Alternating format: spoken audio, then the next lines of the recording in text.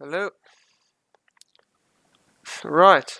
Um, just want to make sure that this seems like it's getting started. Uh, right, there I see myself. Hey guys, how's everyone doing this evening? Just get things started. My name is Benjamin. Here presenting the Tech Tuesday by BitCube, of course. The always famous.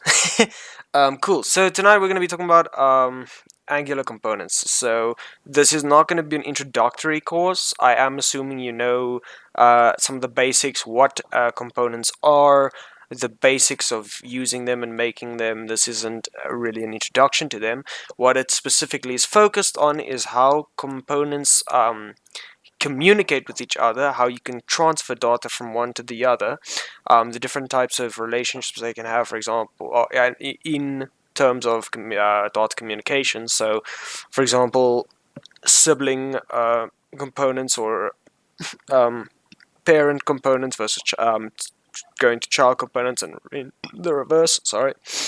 And yeah, so that's basically what we're going to be focusing on, and we're going to have a fun twist, and we'll see what that is. But let's give it a 5 minutes. Uh, cool. I just want to start off the stream by letting you know that the stream will simply be better if you take a quick moment to open up another tab in YouTube, and without stopping this, playing some Lord of the Rings Shire music. Try and find like a 1 hour mix or something, and just playing that and just leaving it softly in the background. It will make your experience more enjoyable. And honestly, that is advice for anything you do in life, really. Meeting the in-laws, washing your car, going for a bike ride. You know, it just enhances all modes of being. So I would recommend you do that. I can't play it for you because of copyright rules on YouTube, which I'm not a fan of, but hey, here we are. Right, that's it. Yeah, I don't know if this is important to say. I don't own any of the images I will be using here. They're just simply there for demonstration purposes, and I think I'm going to get going. Cool. So we're going to start off by taking a trip to Middle Earth. Now, I'm rather fond of Middle Earth. I don't know if you are, but if you're not, just I don't. You're wrong. I don't know what to tell you. So we're going to be going to Middle Earth and seeing how the components in Middle Earth communicate with each other. So we're starting off and we're heading straight to Rivendell, right? So here we go. There's Rivendell. Look at her. Isn't she beautiful? What a majestic, majestic place. Truly, truly lovely. I see some comments. Hey, everybody. How's it going? Right. So what we've got here is the classic scene where the Fellowship get together for the first time. So we're going to be building the Fellowship, and we're going to be reenacting that iconic scene, which I you know. It certainly gets me going. I'll tell you guys that much. It gets me going. It populates an array that houses all the Fellowship members. So this one, for example, if we show you the code, go to Rivendell. So here we've got a Fellowship. It's a string array. We'll be using TypeScript because Angular, obviously. So we've got the Fellowship there, and cool. So for these buttons, we've got them here. I also want to declare, or not, maybe not too much declare, as disclaim. None of this is necessarily, or rather, with the things that don't have to do directly with component communication. They're not necessarily the best way to do them. For example, these buttons could perhaps be in a much cleaner code quality state, but they're mostly yet for demonstration. So I focused more on just getting the bare bones set up so that I could focus on the actual coding part that I'm going to be teaching. That I'm going to try and focus on quality with. This is just kind of to get you guys showing what's going on. Cool. So yeah, we've got a bunch of these buttons, and they're all disabled. Basically, each button and enables the next one and disables itself when clicked. All right, so we've got this function add to Fellowship, and then it gives a name. So when you click on the button add to Fellowship, we'll get to this in a moment. This variable or flag here is its Boolean flag. It'll be used in a bit, but for the focus of the current moment is to push the name. We get the name there, we push it to the array, and then what we've got is this. Now this is a component that I've written here. It's the fellowship, and what the fellowship does is it generates a character from the fellowship when their button is clicked. So when you click on the Frodo button, it adds Frodo to the fellowship. The problem is we currently have no means of communicating with this component since it is not part of the Rivendell component. So there's the Rivendell, the fellowship. They're actually, yeah, so that's a parent-child relationship. The parent is Rivendell, the child is fellowship, because the fellowship component is inside the Rivendell component. It's called inside it. So at the moment, what happens is we click this button, it populates the array. I could console log and show you now, but I just take my word for it, please. I beg of you. Yeah, so each time we click one of these buttons, it's populating the array, but it's not communicating with that component. So it's not actually that tremendously difficult. So the best way we've got this is we can go and look at the fellowship component now, right? So the fellowship component it's also got a fellowship variable. It's a string array. And if we look at the HTML, there's a card in place. This is a component I've already created. How it works is not relevant at the moment. It currently it has, it gets displayed. It's got an ngIf, and it's displayed for the position in the array that's, or rather how many characters or what elements are in the array, right? But the problem is now the fellowship array is never updated because there's no communication. So what we're going to be doing is working with inputs. So you get the input is basically, it's part of Angular. Also, I'm sorry about my keyboard. It's quite loud, but trust me, typing on it is a dream. So I prefer my finger happiness over your ear happiness. That's a joke. I love you, stream people watching me. Please keep doing it. Hey, you're handsome. How about that? Right. So we've now turned this from a variable into an input variable. So this is now, we can now communicate to this component through this input. How we do that is we save, and then we go out to the Rivendell component. We go here, and so we call this, I believe, input is fellowship. So if we go back here, it would be fellowship, and we hook it up to something.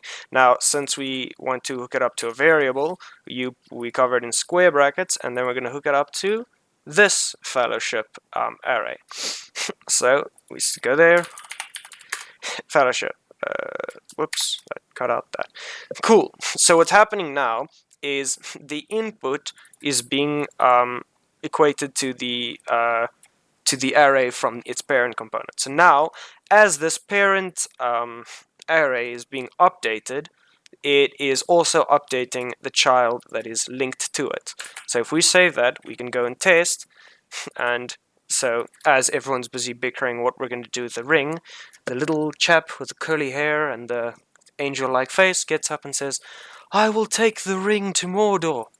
And there he is. Isn't that nice?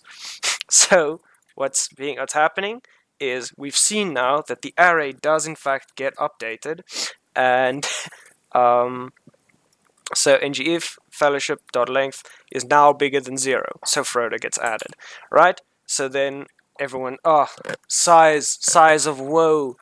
The poor hobbit who has no business in this world should be going back to the Shire, has now undertaken the journey. So Gandalf stands up and says, "I will help you bear this burden, Frodo Baggins." And there he is, in all of his majesty, with his beard. Shout out to Herman and Nick for their majestic beards. I hope they're here. Right. So then followed by the embodiment of the benevolent king himself. Oops, sorry, I think my mic's just hold on. Cool, sorted. I think, yeah. Right. So then you have my sword, and this is getting somewhere other than just being awesome. It is going somewhere, I promise. So you have my sword, Aragorn, naturally. and you have my bow. Oh, I think okay, something messed up with that image. I wonder why.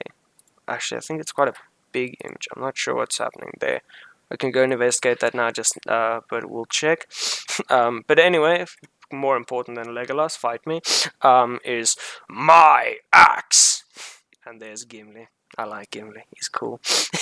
And then Boromir joins in. Of course, the trusty as ever.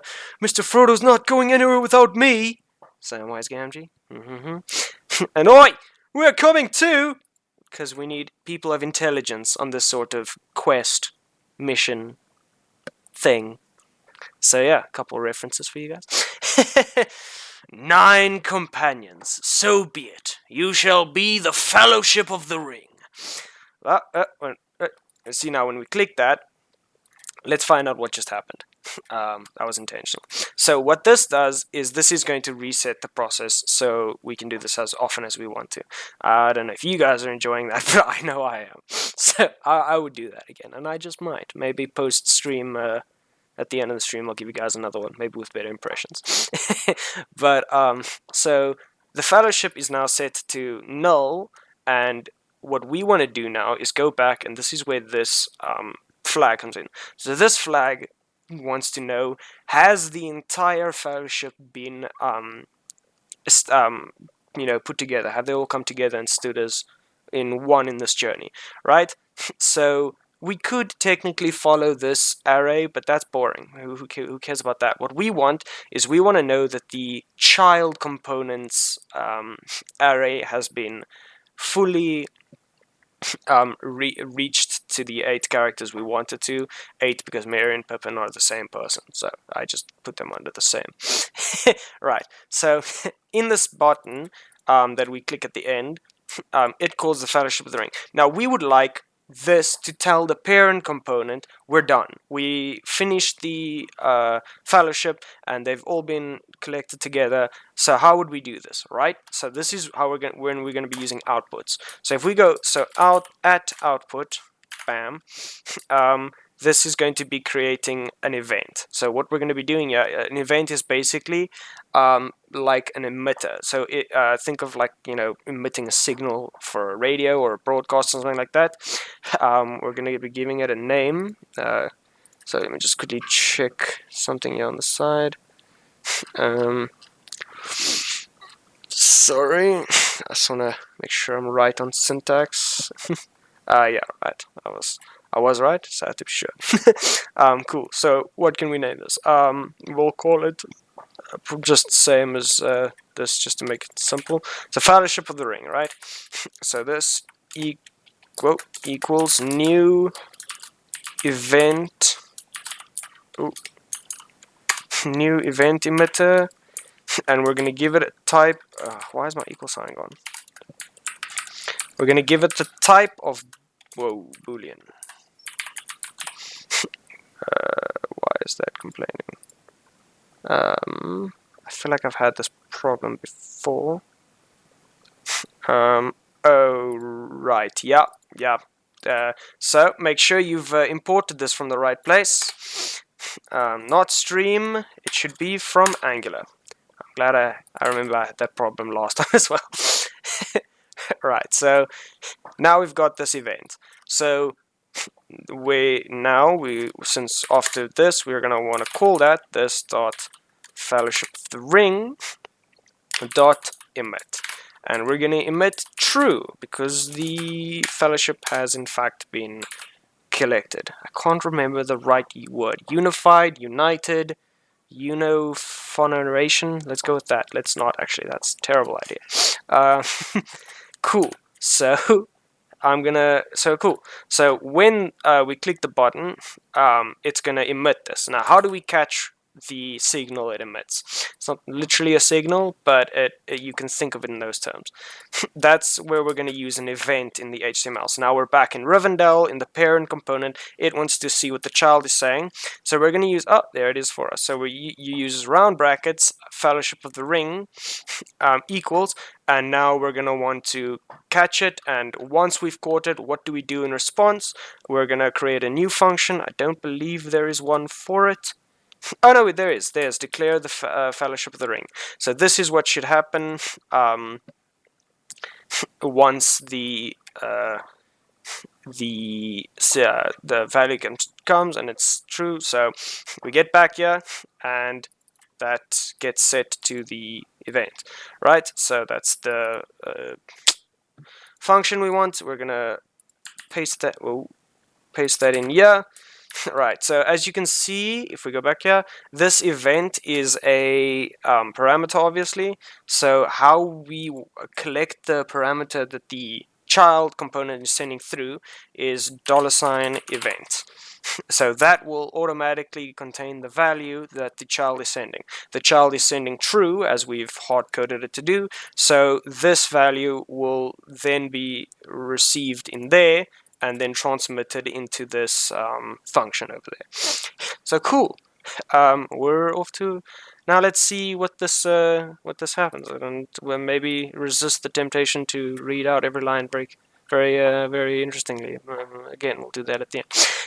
I'll take the ring to Mordor. I'll have your business burden. You have my sword. You have my bow. You have my axe. Go on, I'll see it done. Mr. Frodo's not going without me. Hey, we're coming too. All right, 9 companions. So be it. You shall be the Fellowship of the Ring. I trust this will work. Hey, it's the Fellowship. Let's go. I'm having a good time. Are you guys having a good time? I'm having a good time. Right, and now we've restarted. The moment we click on that, we're back to having the original going as it is. We can do this as many times as we want. Reaches the end, we make them the Fellowship, and they become the Fellowship. Isn't that nice? I've had a great time. Cool. Now we're going to be moving on to the next phase, a little bit darker. We're going to be heading off to Middle Earth. So what we're going to be focusing on in the next while is shared components, and two components communicating with each other when they are not parent siblings.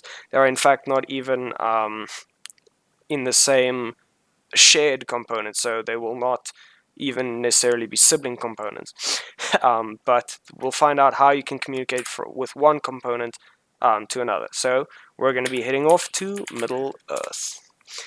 Right, so here we've got 2 iconic scenes. On the right, we've got the Eye of Sauron in Mordor. Right, that is its own component. Both of these components are in the Middle Earth component, but this is still its own component. And this is the Inn of the Prancing Pony, where the 4 hobbits, well, 2 of them ventured off, and 2 of them, kind of just fell face first into this thing. They all went there to meet Gandalf, who unfortunately never quite pitched. But so now we're thinking in terms of the scene where Frodo put his ring on for the first time. So what we're going to be doing now is we're going to try and alert Sauron's attention whenever Frodo puts the ring on. But that's going to be a bit tricky because they're not in the same component. So how can we tell Sauron that the ring's been put on? Cool. So this is this is the next problem, but actually before that problem, what would be cool is we're going to try and put Frodo into this frame because we actually want to have Frodo put on the ring. We don't put the ring on the prancing pony. So this is a fun time, I think, to incorporate NG content. I'm going to be showing you guys exactly how that works, and actually even before that, I'm really teasing out a lot of what I'm going to be doing.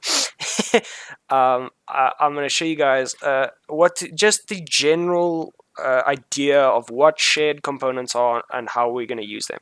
So a shared component is kind of like a template. You design a component in such a way that it can be adapted easily to fit the needs of multiple different components or elements that are quite similar in nature, and they share a lot of characteristics, but they need certain settings, you could almost say, tweaked. So a good example is actually one we've already seen, where if we go back, yeah, cool. So these are actually all created using the same component, just with different inputs to determine different characteristics. So for example, they've all got a name input and they've all got an image source input. Legolas's isn't working, but that's kind of on him. It's probably not, but shh, leave me alone. We can look at this in the Fellowship component. As we can see, it's using app card, which is a component I've created. And as we can see, it's got name as the same way we used inputs previously. Name equals Frodo. We're setting it in the HTML, and image source is there. So if we go to shared, which is where you ideally make shared components, we'll see it has three inputs, but two that we're going to be using, we've used so far. One is name and one is image source. They both default to an empty string. So it suits our functions perfectly so far. So a cool idea is we're going to be using Frodo again. So we've already got Frodo, yeah? Now, it seems rather, you could say, needless to... I mean, you could copy this code again and paste it, but what if we've got a much bigger component that's multiple lines and it's not just one thing like this, and we have to paste it over and over and over, and every time we move it we have to change it? That doesn't quite work so well. So a good solution to that is we can actually make a component using this shared component where we fill in all the settings in that component, and then whenever we want to call it, we would just say something like app Frodo, and then bam, we've got our next component. So that could make a Frodo image right like that. So we're going to go and make that. This is a really fun and easy extension that we can actually use to create a component that I'm going to tell you about. It's called Angular Schematics. So in VS Code, you go to extensions and you can find it fairly easily. I've obviously got it installed, but we can go to Angular Schematics. Obviously, I'd like to think you guys know how to type. Maybe some of you out there, I know some of my friends are here, and typing can get a little tough for them, so, you know, who knows, but, no, so, search Angular Schematics, you'll find it there, go in, install it, there, like, click the button just like that. Cool, then, from that on, normally you'd have to type out a whole bunch of text. I don't know what the text is because I don't need to know, because I've got Angular Schematics. See, it's saving you work already. And if you're anything like me, you love finding shortcuts that don't sacrifice on quality. That's where it's at. Cool. So a good place. Let's also make it in the shared folder. Let's go to. So here it is, generate a component. So we're going to call it the Frodo component. So Frodo, it adds the word component for you. We're going to go with the default component, confirm it. See, there's the text. I don't even need to know it. So it's busy running. Angular's generating the component for you. Bam. It's out there. Shared. There's Frodo. So we do have to copy the code over now, but we just have to do it the one time. Frodo works. Hallelujah. Right, we can ignore that ngIf. We can always just put that ngIf on the actual Frodo component we're busy making, so we can still keep that functionality. We just don't obviously want it in all circumstances. So cool, we've got that. We're gonna probably have to change this image source now that the file's changed. A nice easy way to do that is, since this gives you auto predict but this won't, see if I go now, it's not going to tell you anything. Whoa. So what I like to do is just open an image tag, bam, oh, there, went too left, for assets. Now we're going to go for Frodo. We can just copy that, control, move it there, delete that. Cool, we've updated. Sorry, then the reason I just did that is because these this represents a file directory, and since this is not quite in the same file structure as it was earlier, we've just updated that. Cool, that should be our Frodo component. we can just go and check has there been any CSS applied, not to the components themselves. I believe the CSS is actually a nice thing about shared components is, yeah, as we can check, this is the, for what it's worth, this is the card component. Pretty cool. It's got a lot of things going on for it, so it's got some styling. It's got does the layouts and things for you, and it'll still have a nice ring feature that we're going to get to soon, hopefully. Right, so now that we've got our Frodo component, we can go and get it working. Let's why is this not saved? What have I changed? Alright, that. Cool, we can save that. Cool, so now we just go to wherever we were going to want it. So this is going to be in the Shire. I think the Prancing Pony is technically in the Shire. If not, I just didn't rename it. Sorry. Deal with it. I'm kidding. Cool. So I just want to check that everything works. So this is just a normal div. App Frodo. Cool. Now let's just head on over to Middle Earth. And we can check there's Frodo right there. Cool. So we've got it working now, but I'd still like to, just for the sake of it, it's not quite necessary in this case, but I'd like to give you guys just a little introduction to ng content. It's not really related to component communication, but when I learned about it, I thought it was really cool. So what component ng content is it's a tag for Angular, and it essentially acts as a portal, I guess you could call it, or it turns what houses the ng content into a kind of wrapper, which I think is really cool. So if you want to have, say, I don't know, like this, for example, you want to make it so that you can inject, you want this Prancing Pony to inject any of the hobbits. I mean, there are 4 hobbits. Why just focus on Frodo? Come on, guys, that's not cool. So we want this to house any hobbit, and we want to be able to inject it in without having to necessarily call this to paste it in each time. So again, in this case, it's not really necessary, but it'll still show how it works. So how you would do this is you would go in here, and you would have an ng content so an ng content tag, just like this, right? Now, what ng context can have selectors, but if you got, which makes them more specific. So, for example, if you've got a few in a row, you can have selectors to specify which content you want to get to. But if you want to learn more about that, maybe you can stay tuned in a future video. I don't think we're going to get to too deep use cases of ng content, but I wanted to tease it. I thought it's pretty cool, so I want to give the basic use of it. So yeah, we've got the ng content there. So what's also nice is you can style this and have it, for example, if you want to use FX layout or stuff, this actually is already in the middle, as we saw earlier, which is pretty cool. But if you want to have it so that anything that gets put in here is automatically styled, you can do the styling around the tags, which I think is really cool. Nice. So how you would use this is actually really easy. Half the work's already done, surprisingly. We're going to go to where the Shire component is, which is in Middle Earth. So we go to Middle Earth, here's the Shire, right? So it basically turns these tags into wrappers, and then we can go in here and go app Frodo. And then Bob's your uncle. That, if I believe, places Frodo right there.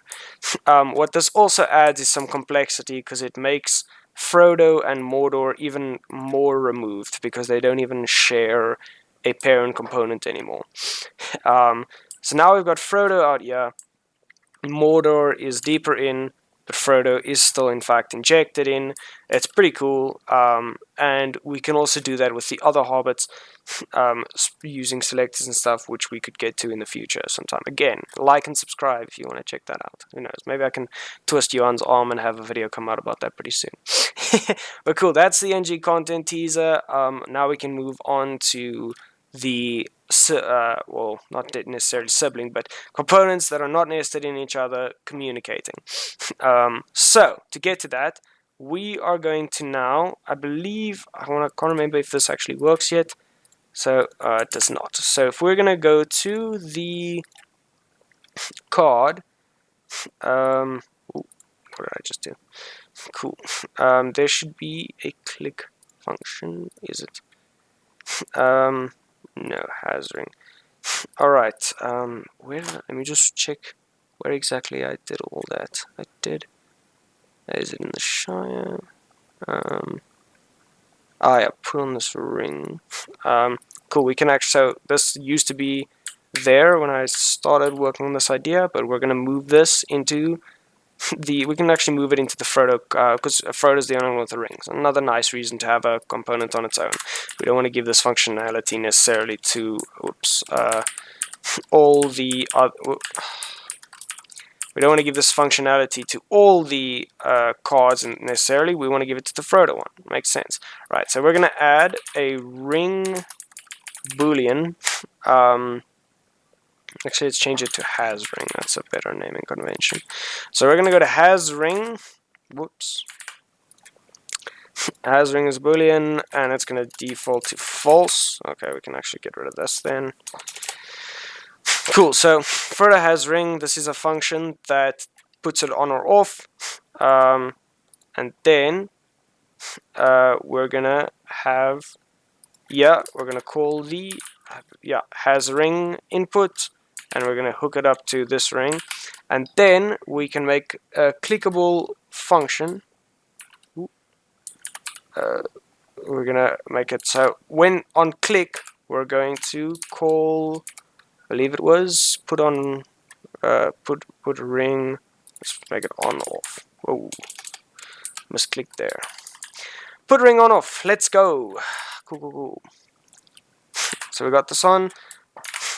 Nice. So now, as we click on Frodo, it'll alternate on and off for the ring, which, if I remember correctly, will affect the has ring property, which will apply a CSS class. So now, if we go and click on him, he glows, and it says Frodo has the ring. Frodo doesn't have the ring. Frodo has the ring. Frodo takes the ring off. If you've watched the movies, you'll know he puts the ring on and off quite a lot. Much more than he should. But, moving on. So, as we can see, Sauron is none the wiser, and that doesn't seem very accurate to the movies. Sauron should clearly know that the ring's been put on. It's kind of like his whole thing. He sits and he watches people who put the ring on. That's like his day job. So, we want him to find out. So how we're going to do this is we're going to be using services. So what a service is essentially acts as call it background code that is, it's a third-party code that is used as a middleman between two other components. And we're going to be using a little bit of RxJS. Now, this is not an RxJS tutorial. I'm not going to explain really what's going on. I will give an overview on what the RxJS, which handles subscriptions and such, what it's doing, but my goal is not quite to explain how it works. Again, maybe Bitcube will do a future video on that, and you guys will just gonna have to like and subscribe for that. I don't know what else to tell you, dude. It's what it is. Lucky you, though. Lucky that there are awesome people like us making this content. Right. Let's go. We want to start the servers off. So it's a bit tricky to say where's the best place to put it. Probably, I would say in Middle Earth. So another place with Angular schematics is just wonderful is we just generate the service. So we'll call it the ring service. Why not? Seems appropriately named, if you ask me. Maybe not best conventions. I think it's not bad. Now we wait. There we go. Ring service. Awesome. So what we're gonna want is we're gonna set up a general bit of RxJS. So we're going to create a behavior subject. Now what this does is it basically tracks inputs or changes to the value. It's essentially a very special variable. It's a variable that is being tracked not by the CIA or China, but probably both them as well. But it is being tracked in a very fancy-like way. So we're going to call it is ring on. It's cool. Let me just make sure I'm doing this right. Right, cool. So is ring on equals new behavior subject. Behavior subject will be imported from RxJS. Should be come by default with with Angular. So nothing too complicated to get that in. Why is this? How are we gonna type this? How are we supposed to type this? Jeez, I'm always struggling to type that. I think that, oh yeah, we can just start with null. Oh yeah, you type it like this, I believe. Right, then this can be false. The ring is off by default. There you go. We've typed it, we've given it a default value, that's what this is. And now this is going to be tracking it's almost like a ledger. It's not quite Bitcoin, but it's pretty close to Bitcoin. So no, that's not that's a joke. Don't take me seriously on that. Don't spam my comments with what Bitcoin actually is, please. Come on, guys. It's just a joke. Right. We're gonna go on with so now what we do is we're gonna want to make a variable, an observable. So an observable is essentially it allows the changes that the behavior subject undergoes to be observed outside of the service. So a naming convention that I'm aware of is to precede that with an underscore, and then we give it the same name followed by a $sign. I believe it's followed by. If it's before, then I'm sorry. We call it this is ring on dot as observable. Boom. Bob's your uncle. Right. I really hope you're vibing to that Shire music. I really do, because I imagine it's so much nicer with that. For the people who don't have it, they're losing out compared to those who do. And I just put that reminder out there. Right. Then we're going to create a function that we're going to call let's also call it put ring on off. So right, this oh, I'm an idiot, that's fine. Cool. So we open it up and we're gonna say this dot is ring dot next, which essentially just passes, this is the new value from here on out. This is the current value. It's essentially assigning it a new value, and we're going to assign it to probably this. We can make this public, I think. Should be able to make that public, and then we can get a parameter is ring, or let's call it ring status. Why not? Sounds fun. So then we do that, and we just assign this the type boolean. Cool. So we can now go to Frodo, and we can go into the constructor and we can initialize that service. So we'll call it ring service type ring service. Awesome. Now that we've got this, we can actually, instead of, okay, well, we'll still need that, but we can then proceed with this dot ring service dot put ring on off and pass in this dot ring. Oh, that's dot has ring, sorry. So what we're doing now is Frodo is communicating with the service, telling this, or I guess you could say Frodo's ring. The Frodo component, the ring he's wearing, is communicating to the service that the ring has been put on or off. So we can now head back to the ring service. Cool. That pretty much handles that. Now we can go back to Mordor. In Mordor, we're going to want to set up a subscription. So we're also going to connect to private ring service and then ring service. Awesome. Then so now that we've got that available, we can in the ng on init, that actually is a great place to do it. We go here, this dot is ring on. That's the observable, I believe. Sorry, my bad. There's the ring service, and then we're gonna want the is ring on, and we're gonna subscribe to it. Awesome. Now we probably should use, actually, yeah, might as well do it quickly.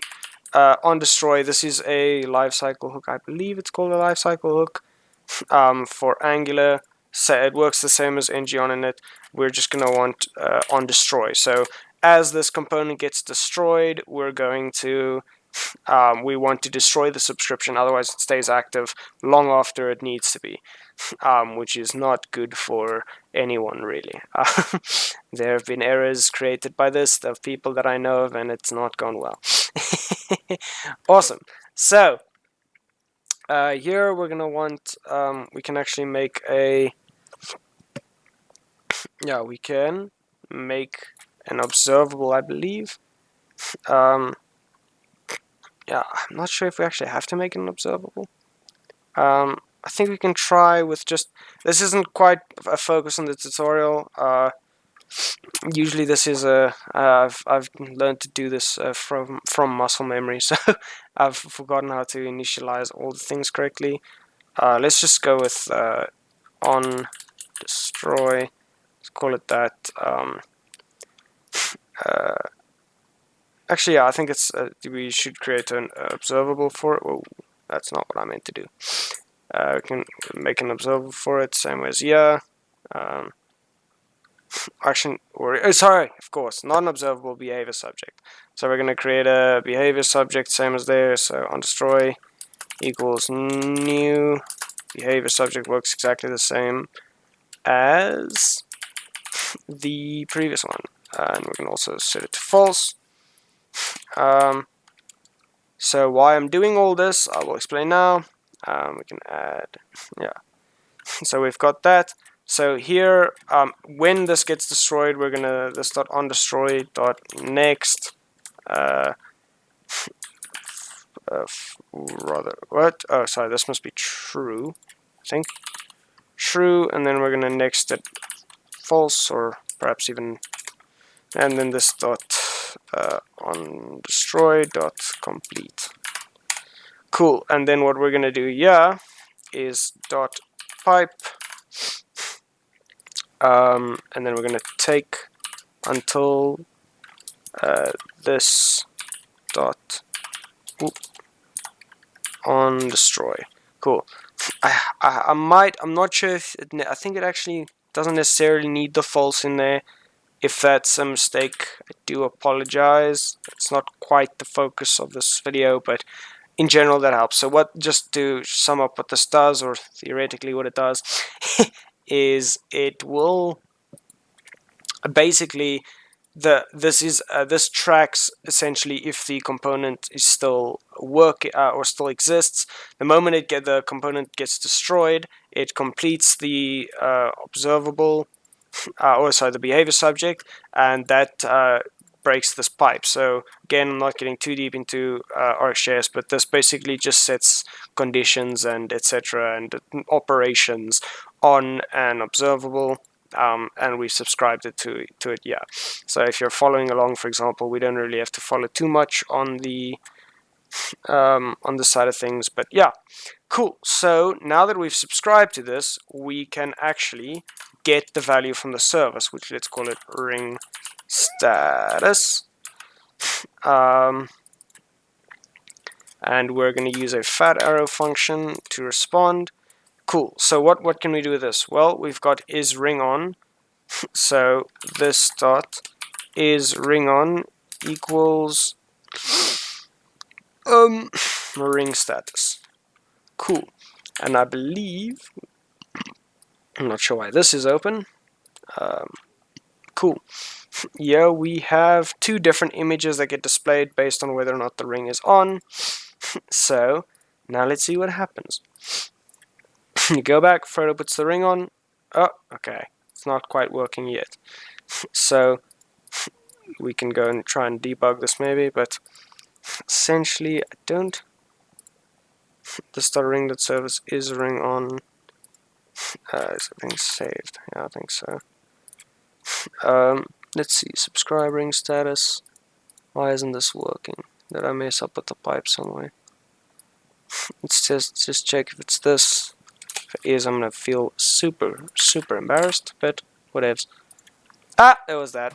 Okay, sorry I didn't do that right, but anyway, moving on. Cool. Now we've got a great way. These components are communicating with each other. Every time Frodo puts the ring on, we can see the rings on. Sauron gets furious, red blazing fire from hell, staring at him. I wouldn't want to wake up to that in the middle of the night. It would give me nightmares, which is ironic because I just woke up. So when I go back to bed, it's not going to go any better. So yeah, it's a vicious cycle. Anyway, Frodo has the ring on. Rings. It takes the ring off. He's fine. Sauron's just chilling. What's he going to do? Rings back on. Yeah. So I think that's a really cool way of explaining this. A nice utility you guys can use if you want. A lot of these things, though, without the personality and the pizzazz, obviously, that I bring to the table, a lot of these things can be summed up on a cool website, fireship.io. You can just basically search up Angular components communication. Search and a lot of the stuff you can find here, but I mean, how boring is that? There's not even one picture of Frodo in there. It's ridiculous. So that's a cool way to go and look at some of the documents on this again, but I thought this is a fun way to try and come across the ideas. I think it's been a lot of fun. Thanks for chilling with us, guys. Maybe we can go back to that oh so promised. Let's go back there. I'm gonna do it. I think it's fun. So, I will take the ring to Mordor. I will help you bear this burden, Frodo Baggins.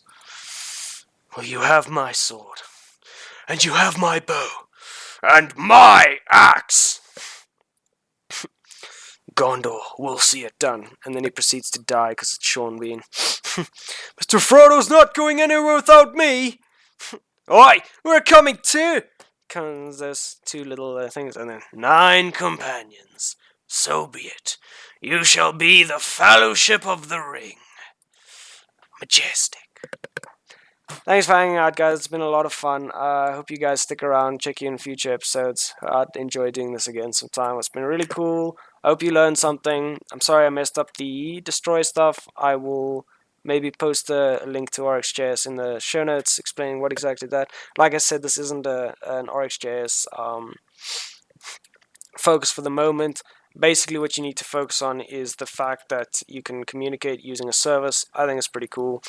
And yeah, now you know how to have components talk to each other. You've learned a bit about ng content, shared components, making components from shared components. It's actually a really good practice. You can do a lot of really cool stuff with it. Like, for example, the Frodo character now has a ring. No matter where, we can move him anywhere. We don't have to copy that extra ring code that you'd have to apply to his card if you didn't make a component for him. So, you know, if you wanted to move Gimli, you'd have to go and find it. You'd have to go find the code, copy paste. Copying paste is almost never a good idea in coding. You want to avoid it as far as possible. So yeah, a lot of great benefits from all this. A lot of cool things. I really enjoy working with components. It's something I actually started working on in my day job, and the more I worked with it, the more it became a fun challenge to try and do things efficiently and try and see how you can build components that have inputs that focus on, you know, how can this input be as developer friendly for the people, for developers using the component elsewhere. You try and create a component that devs can use easily. They just put in 1 or 2 settings and it's sorted. You try and make components that aren't bloated with functionality, but that are not limited in what they can do either. Sorry, my throat's getting a little dry. But yeah, I think I